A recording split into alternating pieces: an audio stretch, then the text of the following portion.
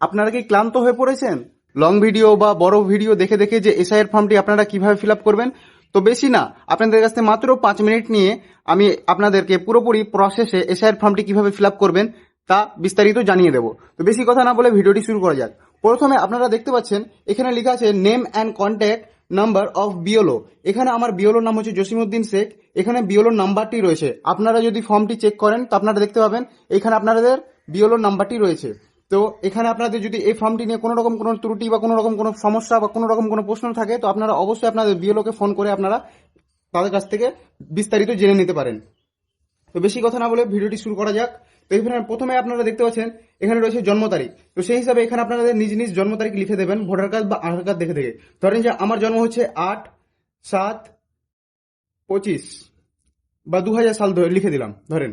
তো 2000 সাল এখানে আপনারা সেভাবে আপনারা লিখে দেবেন আপনাদের জন্ম তারিখ।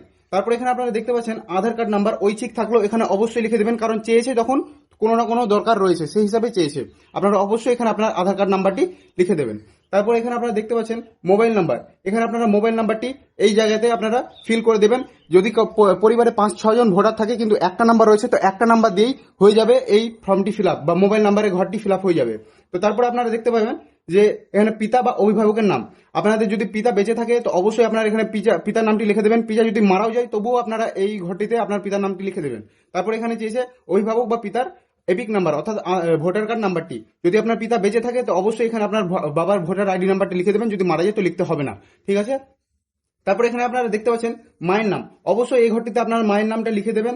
তারপর এখানে লিখে দেবেন মায়ের এপিক নাম্বার অর্থাৎ ভোটার আইডি নাম্বারটি লিখে দেবেন। যদি মা বেঁচে থাকে তো অবশ্যই নামটি লিখবেন। মা যদি মারাও যায় তবুও নামটি লিখবেন। তারপরে এখানে যদি মা যদি বেঁচে থাকে তো এপিক নাম্বারটি লিখবেন, মারা যায় তো লেখার দরকার নেই। তারপরে এখানে দেখতে পাচ্ছেন স্বামী বা স্ত্রী।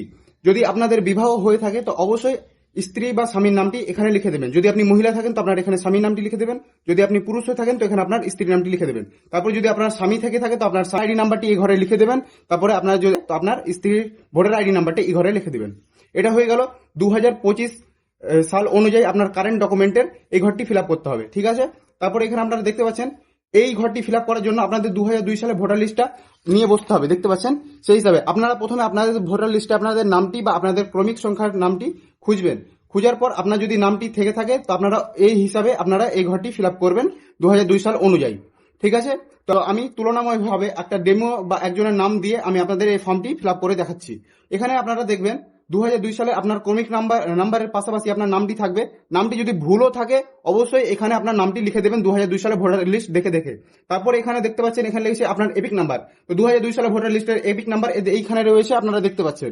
এখানে আপনারা দেখে দেখে 2002 সালে ভোটার লিস্টের এপিক নাম্বারটি এখানে লিখে দেবেন। তারপর এখানে চেয়েছে আত্মীয়তার নাম।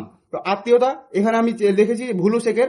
ভুলু শেখের এখানে পিতা রয়েছে তার আত্মীয়তা হিসাবে এখানে আপনার পিতার নামটি এখানে থাকবে, এখানে আপনারা লিখে দেবেন। তারপরে এখানে যে সম্পর্ক ভুলু শেখ এবং তার বাবার সম্পর্ক কি রয়েছে পিতার, এখানে দেখতে পাচ্ছেন পিতার নামটি লেখা রয়েছে। তো এখানে আপনারা পিতা লিখে দেবেন, ঠিক আছে। তারপরে এখানে আপনাদের জেলা লিখে দেবেন। তারপরে এখানে আপনারা রাজ্যের নাম লিখে দেবেন। তারপরে এখানে আপনার বিধান ক্ষেত্রের নাম লিখে দেবেন। বিধান ক্ষেত্রের নাম কোথায় পাবেন এখানে দেখতে পাচ্ছেন আপনাদের এইখানে রয়েছে।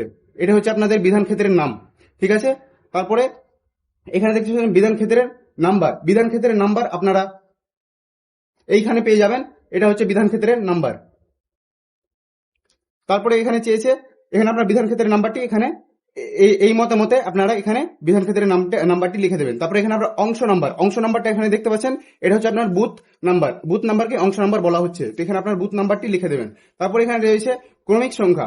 তো ক্রমিক সংখ্যাটা আপনারা এই হিসাবে এই দিকে দেখতে পাচ্ছেন যে এইদিকে অনেক নাম্বার রয়েছে। এই হিসাবে যেখানে আপনার নামটি রয়েছে সেই হিসাবে এই ঘরটিতে যে ঘরটিতে আপনার নাম রয়েছে সেই ঘরটির ক্রমিক সংখ্যা নাম্বারটি আপনারা এই ঘরে লিখে দেবেন 2002 সালে ভোটার লিস্ট দেখে দেখে। তারপর এখানে দেখতে পাচ্ছেন 2002 সালে ভোটার লিস্টে যাদের নাম নেই তারা কিভাবে তাদের অভিভাবকের নাম দিয়ে বা তাদের রিলেটিভের নাম দিয়ে কিভাবে এই ঘরটি ফিল আপ করবে। তো এটাও যদি আপনারা ফিল আপ করতে চান তো আপনাদেরকে অবশ্যই 2002 সালে ভোটার লিস্ট নিয়ে বসতে হবে। তারপরে আপনারা খুঁজবেন যদি আপনার বাবা দিয়ে থাকেন বা আপনার মায়ের নাম যদি থেকে থাকে তো বাবার নামটি আপনারা খুঁজবেন। বাবার নামটি যদি থেকে থাকে তো সেই হিসাবে এখানে আপনার বাবার নামটি বা মায়ের নামটি এখানে লিখে দেবেন, ঠিক আছে। যদি আপনার মায়ের নামটি লিখে থাকেন তো অবশ্যই এখানে আপনার অভিভাবক হিসাবে বা তার গার্জিয়ান হিসাবে তার স্বামীর নাম থাকবে, ঠিক আছে। দেখতে পাচ্ছেন এখানে অনেকের স্বামীর নাম রয়েছে, যাদের মহিলার নাম রয়েছে তাদের স্বামীর নামটি রয়েছে। সেই হিসাবে এখানে আপনারা আপনার বাবার বা আপনার মায়ের নামটি লিখে দেবেন বা আপনার দাদু বা দিদারও দিতে পারেন। তারপরে এখানে সেই হিসাবে চেক করবেন যে আপনার বাবার যদি নামটি দিয়ে থাকেন তো আপনার বাবার ভোটার আইডি নাম্বারটি 2002 সালে ভোটার লিস্টে যেটি রয়েছে সেটি দেখে দেখে এখানে লিখে দেবেন। তারপর এখানে আপনার আত্মীয়তা নাম, অর্থাৎ এখানে যদি আপনার বাবার নামটি লিখে থাকেন তো বাবার আত্মীয়তা হচ্ছে তার বাবা অর্থাৎ আপনার দাদু, তো দাদুর নামটা এখানে লিখে দেবেন। ঠিক আছে, কোনো রকম কোনো ব্র্যাকেটে লিখতে হবে না দাদু বা কোনো কিছু লিখতে হবে না। ঠিক আছে, তারপর এখানে সম্পর্ক, এখানে যদি আপনার বাবার নামটি লিখে থাকেন এখানে হবে আপনার বাবার নামটি। তো সেই হিসাবে আপনারা এদের মধ্যে সম্পর্ক হচ্ছে বাবা ছেলের অর্থাৎ পিতার সম্পর্ক, তো সেই হিসাবে এখানে আপনারা পিতা লিখে দেবেন। তারপরে আপনারা দেখতে পাচ্ছেন এখানে জেলা রয়েছে, তো আপনারা নিজ নিজ জেলা এখানে লিখে দেবেন। তারপর এখানে দেখতে পাচ্ছেন রাজ্যের নাম, তো এখানে আপনারা রাজ্যের নামটাও লিখে দেবেন পশ্চিমবঙ্গ। তারপর এখানে আপনার বিধান ক্ষেত্রের নামটা রয়েছে এইখানে আপনারা দেখতে পাচ্ছেন আমার বিধান ক্ষেত্রের নাম হচ্ছে জঙ্গিপুর, তো সেই হিসাবে আপনারা এখানে আপনার বিধান ক্ষেত্রের নামটি লিখে দেবেন। তারপরে এখানে রয়েছে বিধান ক্ষেত্রের নাম্বার, এখানে দেখতে পাচ্ছেন বিধান ক্ষেত্রের পাশেই বা সামনেই রয়েছে বিধান ক্ষেত্রের নাম্বার, এখানে আপনার বিধান ক্ষেত্রের নাম্বারটি এই ঘরে ফিল আপ করে দেবেন। তারপরে এখানে দেখতে পাচ্ছেন অংশ নম্বর অর্থাৎ আপনার বুথ নাম্বার, তো এখানে বুথ নাম্বারটি রয়েছে আমার এখানে 21, তো সেই হিসাবে আমার এখানে বুথ নাম্বারটি লিখে দেবো। তারপর এখানে আপনারা দেখতে পাচ্ছেন ক্রমিক সংখ্যাটি হচ্ছে এই ঘরে বরাবর যতগুলো এখানে দেখতে পাচ্ছেন নাম্বার রয়েছে সেই হিসাবে আপনারা যদি আপনার মায়ের নাম যদি সিলেক্ট করে থাকেন তো আপনার মায়ের নামে দেখবেন সামনে একটি নাম্বার লেখা রয়েছে, সেই নাম্বারটি এখানে আপনারা লিখে দেবেন। এটা হয়ে গেল আপনার 2002 সালের ভোটার লিস্টের অনুযায়ী এই ঘরটি ফিল আপ হয়ে যাবে, এই ঘরটি ফিল আপ হয়ে যাবে। যদি আপনার নাম থেকে থাকে নিজের নাম যদি 2002 সালে ভোটার লিস্টে থেকে থাকে তো আপনারা এই ঘরটি ফিল আপ করবেন, এই ঘরটি করার দরকার নেই। যদি আপনার 2002 সালে ভোটার লিস্টের নাম না থাকে তবে আপনারা এই ঘরটি আপনার রিলেটিভ বা আপনার আত্মীয়তা দিয়ে এই ঘরটি ফিল আপ করবেন, এই ঘরটি তখন করার দরকার নেই। তারপরে এখানে আপনারা সাক্ষ্য করে আপনাদের বিএলওকে জমা দিয়ে দিবেন। ঠিক আছে, আর এখানে আপনার বিএলও সই করবে, এটা আপনাদের কোনো দরকার নেই এখানে কিছু করার, আপনার বিএলও এখানে সই করে আপনার ফর্মটি জমা নিয়ে নেবে। তো এটাই ছিল 5 মিনিটে আপনাদের প্রসেস।